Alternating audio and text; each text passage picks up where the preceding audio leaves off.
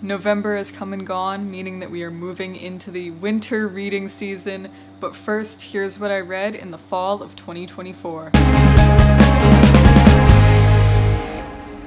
I'm so excited to be starting off by talking about Wicked by Gregory Maguire. This was such a great fall read, not only because it's about witches and very fantasy-based and very mythical, but because of the Wicked movie that has just been released and that I am so very excited for. Wicked is an imagining of what happens before L. Frank Baum's classic tale, The Wizard of Oz. Specifically, it looks at the lives of the good witch Glinda and the not-so-good witch Elphaba, who can be seen here, Glinda and Elphaba.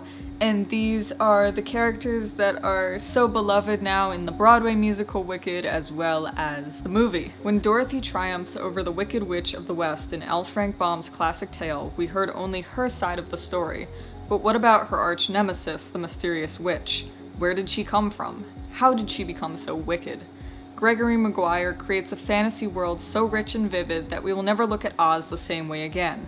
Wicked is about a land where animals talk and strive to be treated like first-class citizens, Munchkinlanders seek the comfort of middle-class stability, and the Tin Man becomes a victim of domestic violence. And then there is the little green-skinned girl named Elphaba, who will grow up to become the infamous Wicked Witch of the West, a smart, prickly, and misunderstood creature who challenges all our preconceived notions about the nature of good and evil. This is a heavy book. I have a small version of it with a very cool green-sided pages, but it is thick. This version, which is smaller pages, is over 500 pages in total, but it is a very enjoyable fantasy read.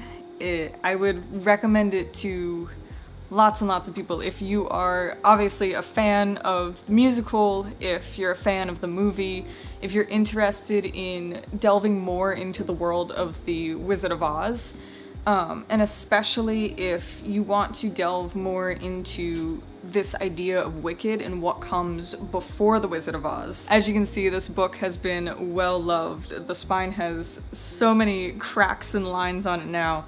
I started it a while ago, ended up stopping about halfway through because of the density of it, and then picked it back up and ended up really appreciating the second half. The story is definitely memorable, which was a big help because I was able to pick up where I left off despite the gap in time.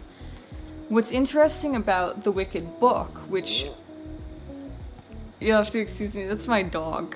I can't really see her.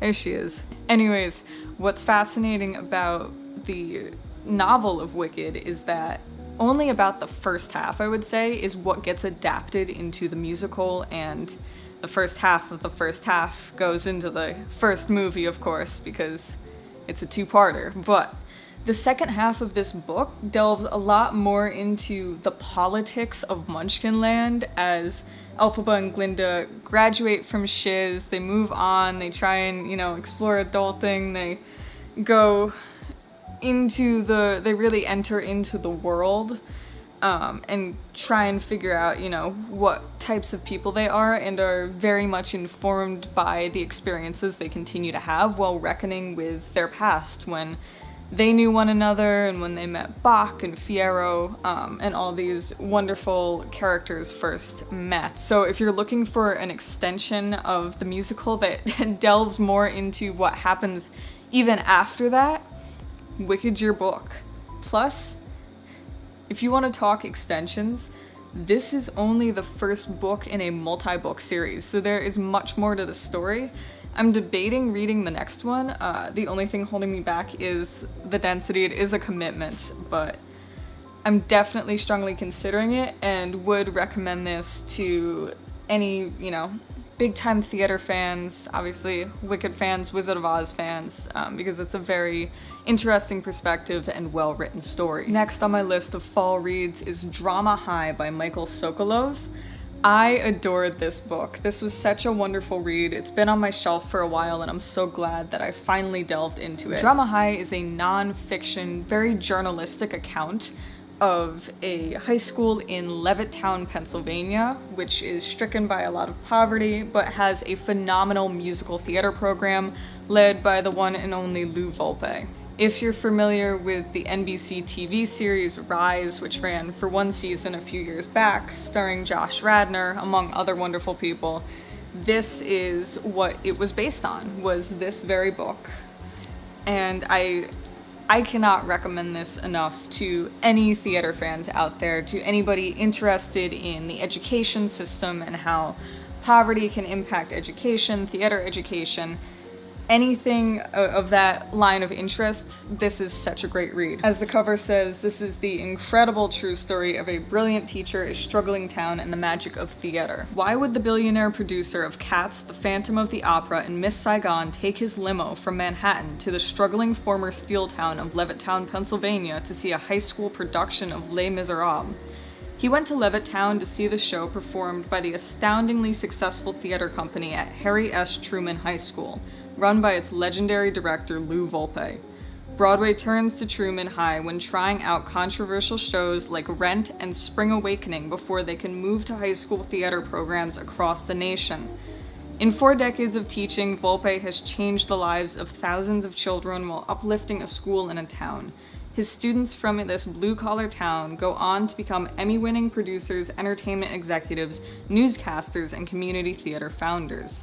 As the inside flap says, this high school has the trust of big New York producers and executives in mounting productions for the first time before they become permanent high school versions. So the book touches on what it was for them to pilot Rent and Les Mis, and also devotes a larger chapter to Spring Awakening, which Sokolov got to witness come to life during his time following around Lou Volpe and the students at the school. What's so great about this is that Michael Sokolov not only has such a brilliant, wonderful journalistic voice in recapping what's happening and also in asking such great questions to the people that he's around, but he was a former student of Lou Volpe's, and he grew up in Levittown, so it's such a beautifully written story that really captures the essence of what's happening. Highly, highly recommend reading Drama High. Here we go, my annual Red Rising talk. Next up is Morning Star by Pierce Brown. This is the 3rd book in the Red Rising series that I have absolutely fallen head over heels for this year. The first 2 books, Red Rising and Golden Sun, were so deeply wonderful, as was Morning Star. Morning Star gets much further into the space part of space opera, as it is spent largely in ships in a huge war that happens in space. This book, it was good. It got better as it went on. The ending had me on the edge of my seat. I am just so continuously amazed by Pierce's writing abilities, his storytelling abilities, and the way that he can create twists and turns that are difficult to catch onto until they fully are revealed. If this is the end, I will rage toward it. Darrow is the reaper of Mars, born to toil, carved to fight, destined to lead, but he is a broken man. Gosh, this is just so...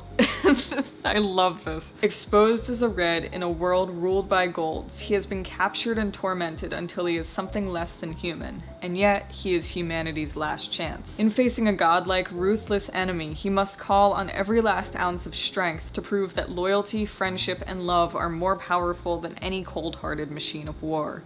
He has first been red, then gold. Now he must transcend them all. He must become the hero his people believe he is. What Pierce Brown has done with Red Rising is built a very long series of books. So each one in the growing, mounting hundreds of pages. I believe the first one was about 300 pages, next one was 400, this was about 500 pages. And there are lots and lots of books in this series. There is another one, Red God, coming out at, I believe, a date still to be determined, but I am so looking forward to it. And yet, no matter how much you read, it never gets old. The story never gets old, it never gets tired, you never start expecting what's going to happen. Everything still feels so fresh as it did in that first book. And I just adore the writing style, the craft of it, and I highly recommend if you are interested in science fiction, in space, in, anything, logic and, you know, warfare, any of that stuff. This is just such a thrilling read, and you know, loved it as much as the others. I think Golden Sun is my favorite so far, but the second half of this book was so good that it creates some hardy competition. And now for my most recent read, Oscar Wilde's Last Stand by Philip Hoare. Oscar Wilde's Last Stand is a nonfiction book that details a very fascinating legal case that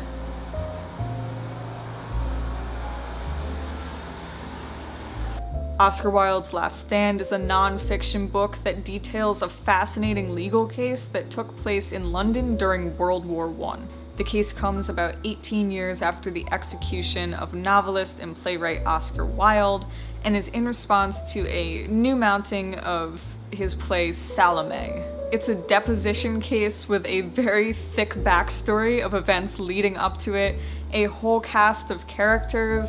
There's, as it says, it's, you know, it's theater, it's high society, there's, you know, German involvement and speculation and scandal, and it's this fascinating, very thick case where the case itself is not as advanced as the backstory leading up to it and the way that society has even made such things an issue. It discusses both the criminalization of homosexuality and lesbianism in London, the German involvement in that, the way that things, you know, were twisted around and high society was deeply involved in this Oscar Wilde life, but at the same time you had people fighting back, trying to get the world back to this way it was, saying that Oscar Wilde's words were essentially taboo. This is not so much a thick book as it is dense in information. As I said, the backstory to this case alone is so very information dense, but the author does a very good job of explaining everything, of recapping everything. No time is wasted in the lines or the descriptions,